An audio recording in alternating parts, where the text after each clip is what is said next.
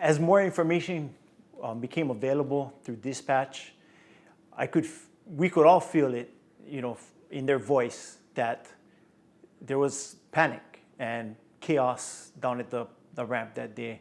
Dispatch displayed the picture perfect to us. Cars on the edge, halfway in the water, unconscious patient still inside, bystanders unable to extricate the patient. This particular scenario was a unique situation, and it was apparent that it's not something that we respond to on a daily basis, or sometimes you might not even respond to a scenario like this in your whole career.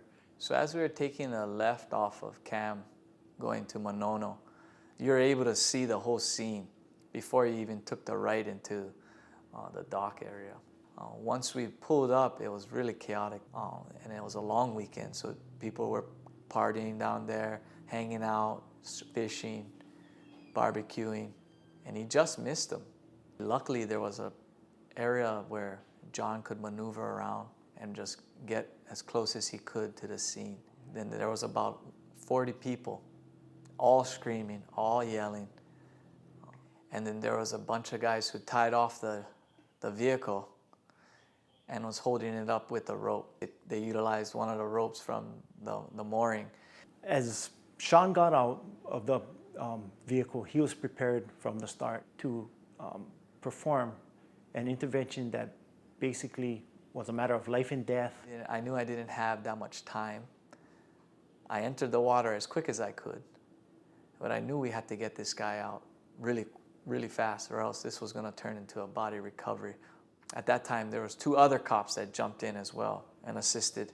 It's funny talking about this because it feels like it would happen slow, but it happened really fast.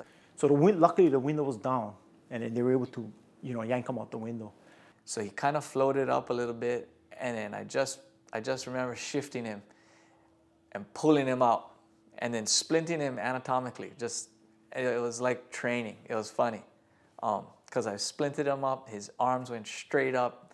I just splinted him, pulled him right out, and I just started frog kicking out. As soon as they got the victim out of the vehicle, the car ended up on the bottom of the ocean floor. John pulled him out with a couple other officers, checked for pulse. The pulse was there. Medic 1 took him up to the hospital. They treated him. The victim was able to basically make a recovery and walk out of the hospital. That's the type of outcomes that we want. I've worked with Sean and known Sean for a little over 2 years, and he's been a TA FRS down at Station 2.